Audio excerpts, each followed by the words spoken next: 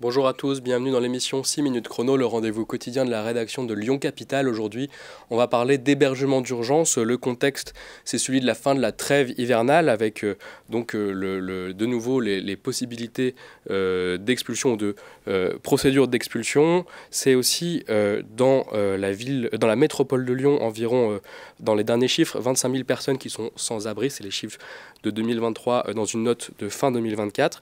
Et pour en parler, nous recevons Sophia Popov, qui est adjointe au logement, au renouvellement urbain et surtout à l'hébergement d'urgence. Bonjour Sophia Popov. Bonjour. Merci d'être venue sur notre plateau. On va rentrer dans le vif du sujet. L'hébergement d'urgence, c'est d'abord une compétence de l'État. On va commencer par le rappeler tout de même. Mais voilà, vous avez quand même ce titre d'adjointe à l'hébergement d'urgence. Est-ce que vous pouvez nous expliquer à quoi ça sert en fait un adjoint à l'hébergement d'urgence, sachant que c'est aussi compétence d'État? Alors pour moi, il y a deux fonctions principales. La première, c'est de suivre la situation sur le terrain. Donc c'est à la fois la lutte contre le sans-abrisme et l'hébergement d'urgence. Donc ça permet d'avoir une figure politique locale qui peut suivre ces sujets et qui peut aussi du coup rappeler à l'État que c'est de sa compétence et donc faire du plaidoyer pour que l'État de droit soit appliqué sur notre territoire et donc que toutes les personnes qui sont sans abri soient prises en charge par l'autorité compétente. Et puis ça permet aussi de développer des solutions, puisque depuis le début du mandat, nous avons fait le constat que l'État ne remplissait pas toutes ses obligations sur notre territoire en matière d'hébergement d'urgence. Et donc la ville a décidé de s'engager à proposer des solutions d'hébergement. Et donc d'avoir une adjointe au maire en charge de ces questions, ça permet de développer des projets, de trouver des solutions. Alors, vous parliez aussi de l'État. Vous avez engagé des procédures de justice pour demander à l'État un remboursement d'une partie des frais engagés par la municipalité sur l'hébergement d'urgence. Vous pouvez nous en dire un mot? Il y a un deuxième recours qui est dans les tuyaux pour être déposé? Oui, donc il y a un premier recours qui a été posé en 2023. C'est une action qui a été faite conjointement avec d'autres villes, par exemple la ville de Grenoble, qui vient qui est une ville écologiste. On avait aussi déposé un recours avec la ville de Nantes, la ville de Rennes, donc vraiment différentes villes de différentes couleurs politiques. Le premier recours, il a été posé pour un montant d'à peu près 300 000 € porté par la ville et le CCAS de la ville de Lyon. Et on attend toujours les premiers résultats. Il y a quelques jours, le tribunal de Grenoble, le tribunal administratif, a donné raison à la ville de Grenoble en première instance. Donc nous, on salue cette décision. C'est une décision qui va dans le bon sens. Côté Lyon, on attend toujours que la procédure judiciaire avance.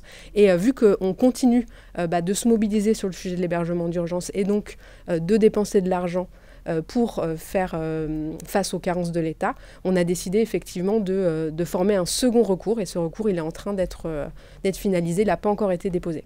On va aller un petit peu plus dans le détail. Aujourd'hui, il y a aussi, concrètement, à Lyon 2, il y a une école qui s'appelle l'école Gilibert, qui est une école désaffectée, qui est occupée par environ 80 personnes, dont des enfants, depuis le début de l'hiver dernier. Là, vous avez lancé dernièrement une procédure d'expulsion. Pourquoi l'avoir fait? Est-ce que vous pouvez nous expliquer dans ce contexte, donc on l'a dit, c'est la fin de la trêve hivernale. Pourquoi est-ce que vous, mairie de Lyon, vous allez potentiellement remettre des familles aussi dans la rue?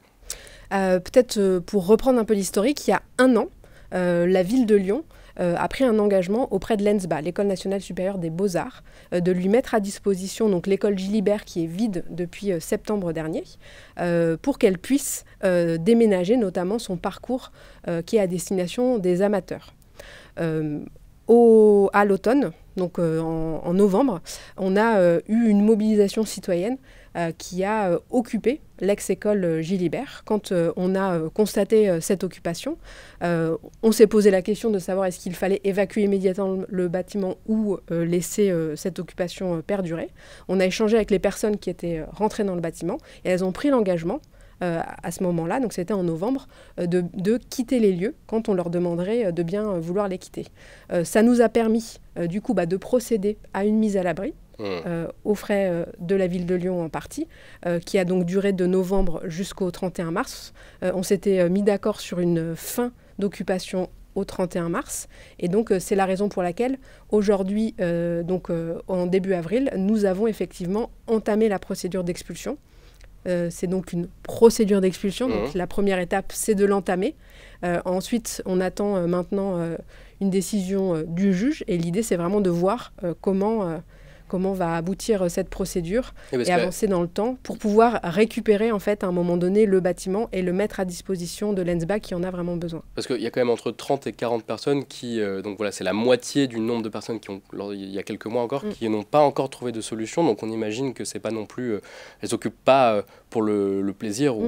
Donc dans la balance entre c'est ça aussi que reprochent certaines associations qui sont aux côtés des occupants, entre les travaux certes sérieux de l'ENSBA et l'hébergement de ces familles avec plusieurs enfants. C'est le juge à la fin qui va devoir trancher?